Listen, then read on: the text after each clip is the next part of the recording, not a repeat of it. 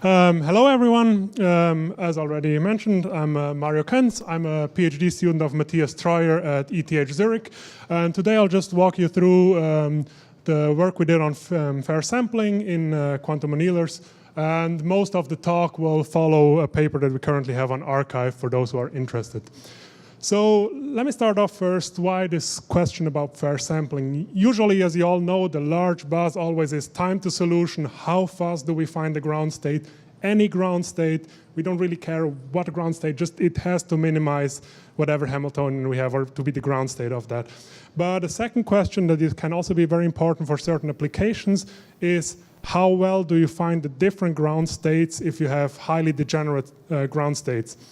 And so just to briefly illustrate that, imagine you have 3 kids and you have a cake to split. Obviously, if you have a favorite kid, it's going to look something like this. One kid gets a lot of cake and the other 2, they learn that life isn't always fair. So also something.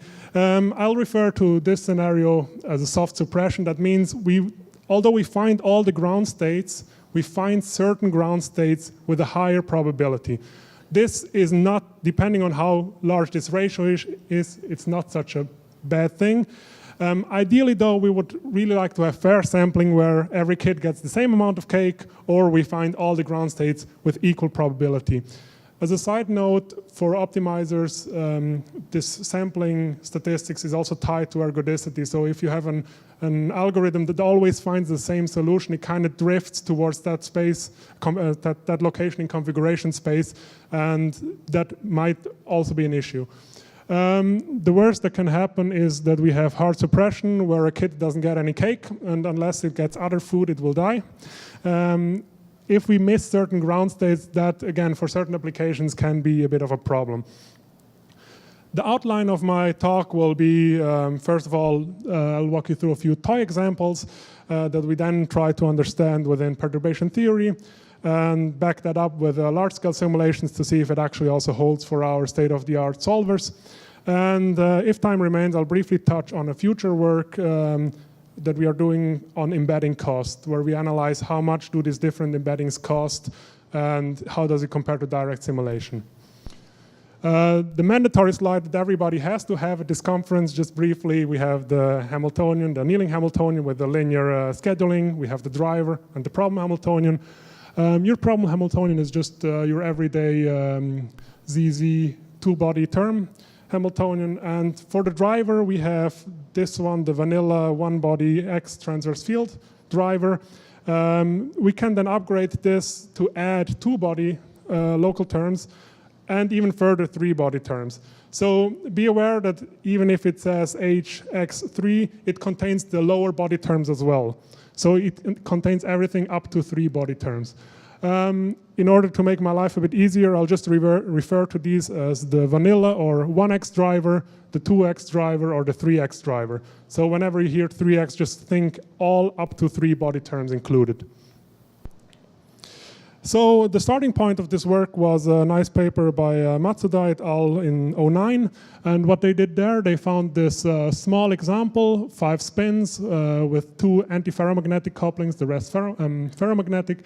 And what they were looking at is how likely do we find the ground states, the different ground states. So this system has 6 ground states. Since we have spin inversion symmetry, we only look at 3 because the other 3 are exactly the same, and we don't want to overcrowd our plots. So what you can see here is the probability to find the different ground states dependent on how slow we anneal. So in this part here, we're not adiabatic because we anneal too fast. We leave the instantaneous ground state. And then back here, when nothing else changes anymore, we are adiabatic.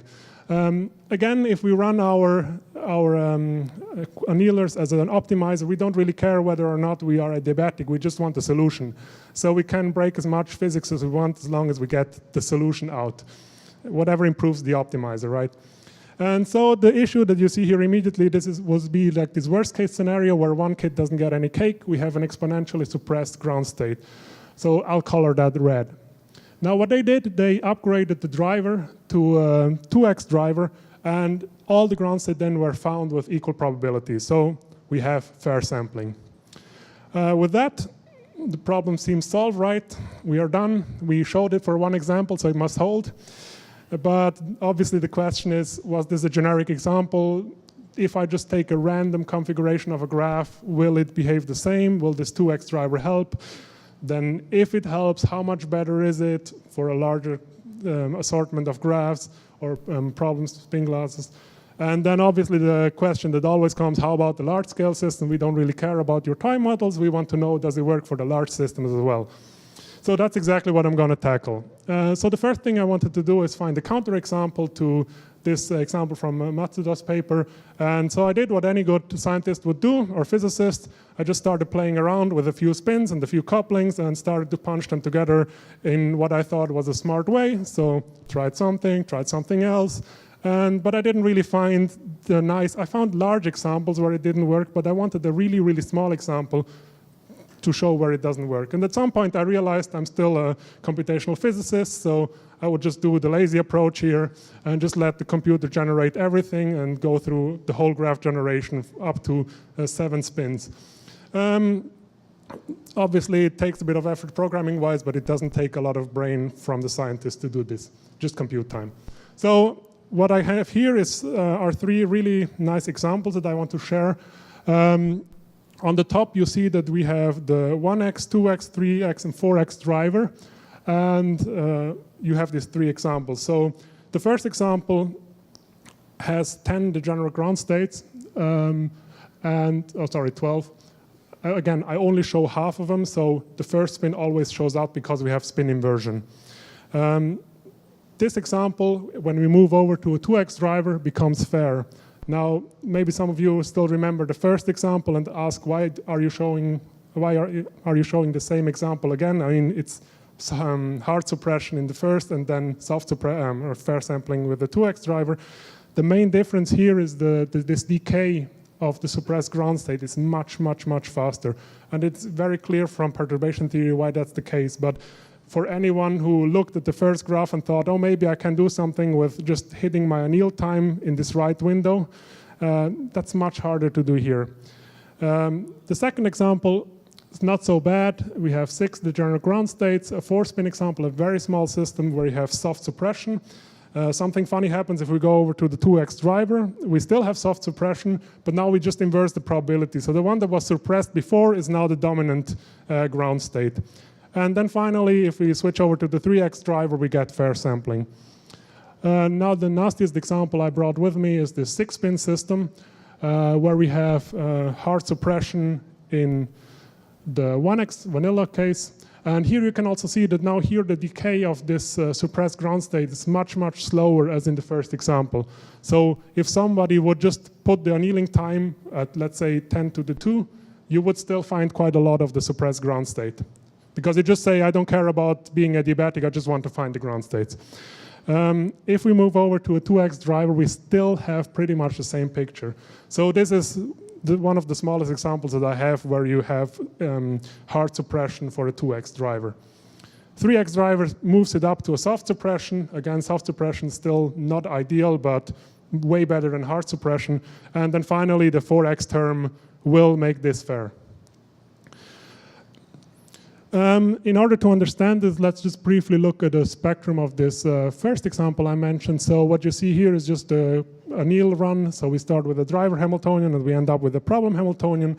And one key realization, it's fairly simple once you've seen it, is just that when you step away 1 epsilon from the end time, what you have pretty much is you have your problem Hamiltonian and an epsilon contribution of your driver Hamiltonian. And that really, really smells like perturbation theory. So that's exactly what we did. We just take our problem Hamiltonian and we use perturbation theory with the driver as the thing that perturbs it. Also, we only treat first order perturbation theory here. There's a nice paper from Sieberer and Lechner where they go through all the higher order perturbation influences as well. You'll see the problem that arises from only looking at the first order shortly. So I won't go through all the math, but it pretty much boils down to this. What you do is you take your driver, you color in the ground states of your problem Hamiltonian. So you need to know the ground state vectors of your problem Hamiltonian. Then you build the subspace matrix, so pretty much everywhere where it intersects, you take the element and you build the subspace matrix. And then you need to take the lowest eigenvector or eigenspace of this small matrix here. So in this example here, we have a 0 in the first spot. That means we will never find the first ground state. So this is the amplitude. So if you square that, you get the probabilities, and you'll see that we find the second and the third ground state equally likely with 50%, but we won't find the first ground state. And we can immediately just tell that by looking at the driver and the ground state vectors. This obviously is a hard suppression, so if we put some buckets here and we do that for a bunch of ground state vector combinations for a certain driver, we can get some statistics out. There is something that can happen, and that's the case where our subspace matrix is trivial. So if we have all zeros in there, then it's not really meaningful to talk about eigenvectors. So these would then be the higher order dependent cases. And I'll just as a side note have one example here where I can show you what happens. So you have this thicker bond, the J34. First, I'll put that to minus 1.2, and you see that we have a very large soft suppression. And if I change it over to minus 1.8, so I only change this coupling, and also the relative energies stay the same, they just move around. You see that this soft suppression is much smaller. So obviously for anyone who did perturbation theory, they know that we have these kind of terms floating around, and these are very sensitive to switching around couplings and the higher order energies.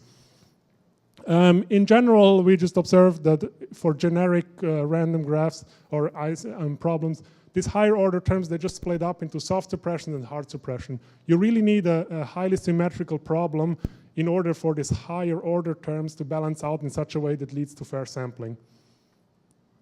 So without further ado, what we did is pretty much just looked at the driver and sampled a bunch of ground state combinations. So we would uniformly draw the degeneracy and then uniformly draw the different ground states and do that a bunch of times. The really nice thing is that we do not need the energies in first order, and that's really the key thing. And what you can then do is the following plot. Here on the y-axis we have drivers with increasing complexity. We go up to an 8x driver, and on the x-axis you see these buckets that I showed you before: fair, soft, hard, and higher order. So in a 4-spin system, the color is the probability of finding one of these random ground state combinations in one of these buckets. So yellow means pretty much 100%, all is there, and blue is 0, or dark blue is 0. So you see that switching from a 1 to a 2x driver helps quite a lot, because in the 1x driver we have a lot of high order and hard suppression, while on the 2x we pretty much have equally fair and soft suppression, which is good news. But if we move over to an 8-spin system, we see that this doesn't really scale. So on an 8-spin system, we have higher order and hard in the 1x case, but then a lot of the higher order, they move over to hard suppressions. They actually are hard suppressions. And so in that case, the 2x driver pretty much doesn't improve at all concerning sampling or fair sampling. And it is also pretty much clear that whenever we have a fully dense driver aside from the diagonal, that would be 4x for 4 spins and 8x for 8 spins, we are always fair. So with a full dense driver, we are fair. For 20 spins, the picture is pretty much the same. And you can even see that even if you have a 6x driver, you are dealing with pretty much 100% hard suppressions. So any kind of states or any kind of system you will find for 20 spins and a 6x driver, you will have hard suppressions. Just to briefly also mention the large-scale simulations, what we first needed here is to have a library of large problems with known degeneracies. And so this is work by Andrew Ochoa from Helmut's group. And what he did is pretty much, again, did the same thing. He took the spins, and then he just started mining out the configuration space until he found certain instances with certain degeneracies. In order to determine the degeneracies, they used simulated annealing code, which is known to be fair sampling, and we're able to build it up like that. What we then did is just throw our state-of-the-art annealers, the vanilla 1x annealer on it, and then the 2x driver that Guglielmo Mazzola wrote, postdoc of Matthias Streuer. And what it turned out is that if we have this 64 spin with 32-fold degeneracies sorted, we see that we find certain states much more than others. Here you see an average over 100 instances. So we obviously don't just want to look at one instance.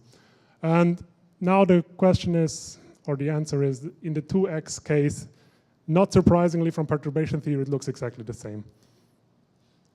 And yeah, as a side note, even if you have a 20 body term driver, you still have 10% of the instances with hard suppressions. There are minor enhancements you can do. So far, I just took all these gammas to be 1. What you can do, you can randomize all these individual gammas, so for every coupling, and average it. It helps a bit.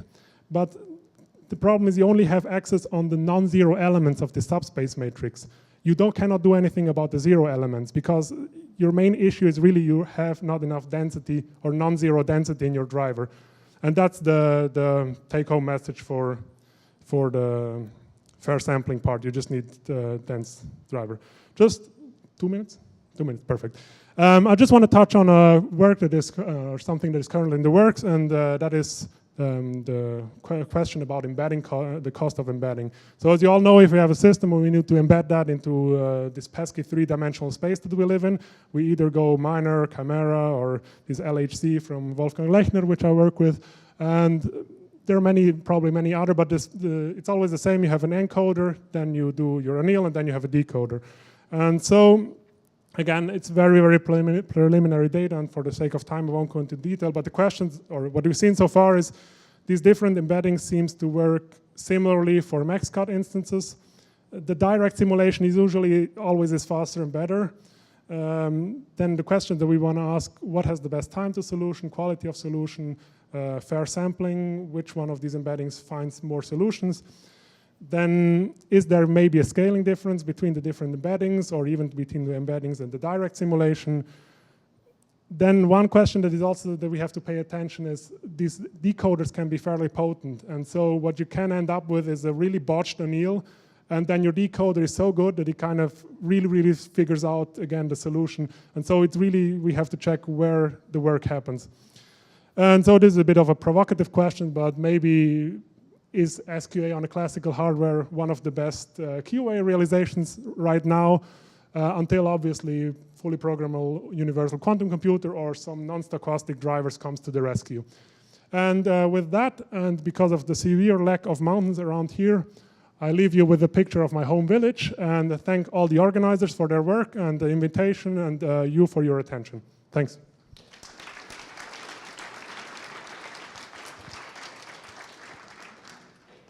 So maybe while Helmut sets up, we can have time for one very quick question.